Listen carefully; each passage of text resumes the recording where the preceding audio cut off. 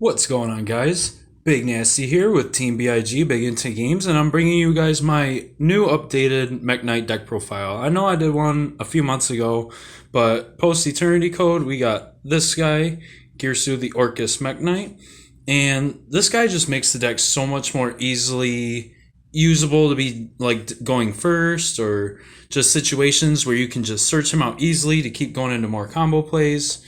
And yeah, let's get right into this. So we're basically starting off with the obvious three of Girsu the Orcus mekk-knight.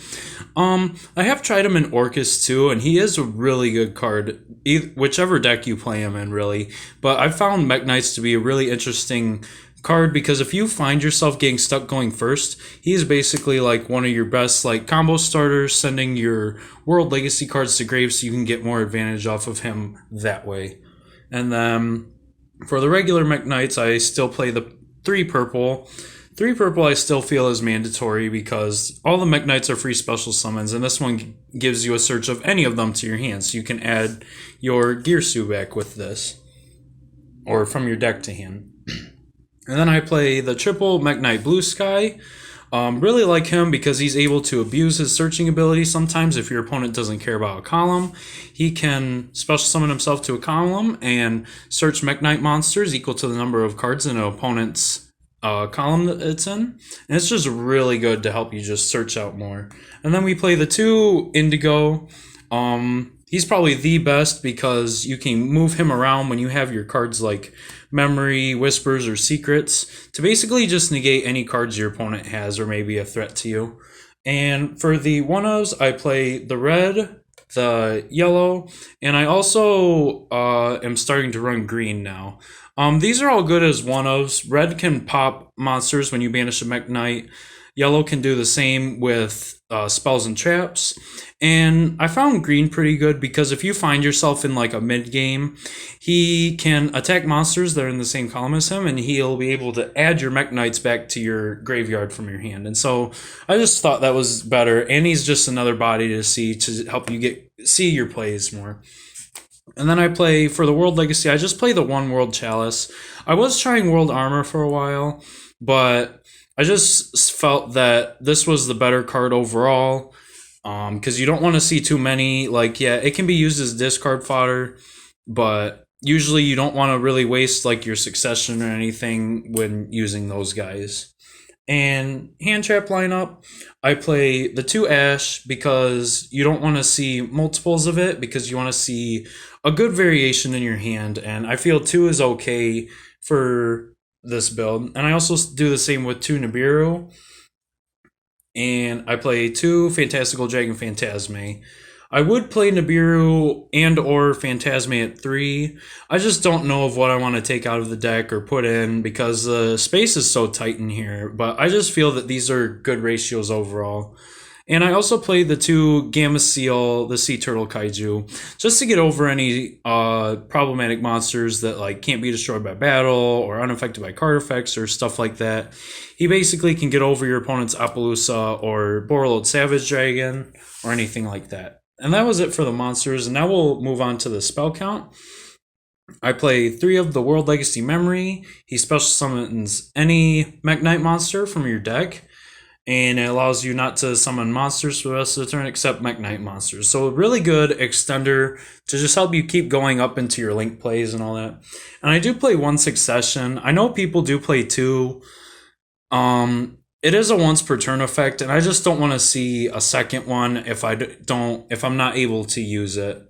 But it goes either or. I've been testing this deck a lot, and the ratios usually change for me, but I just like Succession at 1 for now, just so I don't see multiples of it. And I play 1 of Key. Key allows you to add your banished mekk-knight monsters back from your banished zone.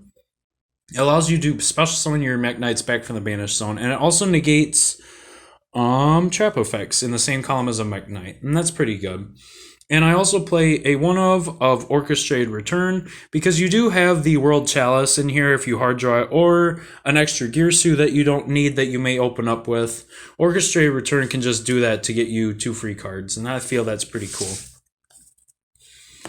And then I play 2 Dark Ruler no more because if I don't draw into any hand traps or anything, and this is the only card I got for my opponent's board next turn, this can completely shut them down sometimes. If they have Appaloosa, Savage Dragon, anything like that on board, it can just stop them right then and there, and you can just go through your plays without no worries. I really believe it's a really good card. I really like playing it now. And I play 1 Monster Reborn, kind of a reason why I don't play a second Succession, because this can just a little bit better because you don't have to worry about having a Link monster out to use it. I just think it's pretty good. And then I play the 1 Mind Control because we're going second, and whatever monster we're able to take is just pretty awesome. And then I do play 1 Upstart Goblin just to help with better draw consistency. And then on to traps. I should say this is my other hand trap I play. I play the 3 Impermanence. Really like this card because if you're usually going second, this card is like one of your best cards to play on your opponent's first turn because it can just stop whatever they're comboing off with, and it's just a great extra card to just for disruption. And then I play 2 World Legacy Secret. I know some people play this at 1. This is probably a card that I could switch out every once in a while, but if I do get stuck with that going first situation, I want to be able to like have 1 out and then probably an extra one if my opponent gets over it. I just feel that it's been good for the very few going first hands I have with this deck. This plus Girsu in your opening hand is like gold. So yeah, I play that at 2, and then I play the 1 Whispers. Basically, another kind of going first card if you run into the situation where he can just negate spells effects on the field, and it just boosts your mekk-knights by 1,000 points. And that was it for the deck, and I will now move on to the extra deck for you. I play 1 Salamangreat Almirage because you do play normal summons like Ash in here, and I'm trying to think.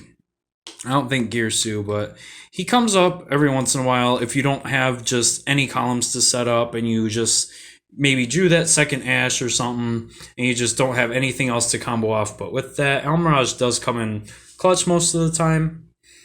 And if you do run Invoked variant, he can be used with Alistair the Invoker, which is pretty cool.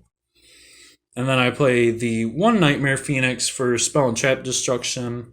1 Nightmare Unicorn, also for disruption. I play the 1 IP Masquerena. I really like playing this card if you end it with your Morningstar, and that it can be just another disruption to go into your Avermax later on. And I do play 1 Lib, the World Key Blade Master. I really like playing this card. It can search any world, or it can set a World Legacy spell or trap directly from your deck, and whenever it's sent from field to grave for a link summon, it can shuffle a card on the field into the deck, and it's a non-targeting effect, and I think that's really cool, and it helps this deck out a lot with just getting over things. And I do play 2 mekk-knight of the Morningstar. I know some people play 3, but I just have, I don't know, I call myself the king of 2-ofs sometimes because a lot of 2-ofs, like, it just feels good to me because you don't see it too much or too little. It's right in the middle. But I know that this has a can't be destroyed by battle unless it's in the same column as a monster, which some people don't really pay attention to that sometimes, which is really awesome. And then I play the 1 Spectrum Supreme. Spectrum Supreme can't be targeted or destroyed by card effects while it's the only card in the column. And it's just an overall really great card. It makes your opponent really like hesitant on how am I going to get over this. Kind of the same with mekk-knight Crusadia Avermax. You're probably your best boss monster to play in here.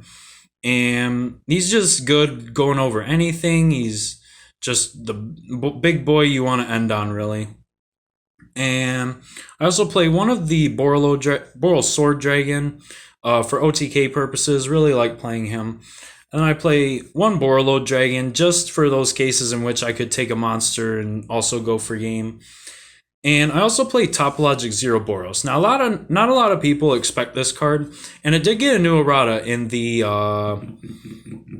Battles of Legend Armageddon, to basically where during the standby phase in which it was sent, it's special summoned back, so it could lock your opponent down faster. And I just really think it's an underrated card that's played this format, and it's super cheap. So if you want to find a nice big boss monster to go into, you could probably do that guy. And as Awakening the Dragon target in my side deck, I play the Last Warrior from Another Planet, because if you go into like games 2 or 3 and you side deck your Waking the Dragon for going first, if they make you do that, and it gets destroyed, you can bring this guy out, and neither player can summon monsters. So basically just super locks down your opponent whenever I do that. And the little Orcust engine, I play the one Galatea and the one Dingirsu, just in case when you find that Girsu. Dingirsu allows you to send a card from field to grave, and it's a non-target, and it's just really good for getting over just problematic cards.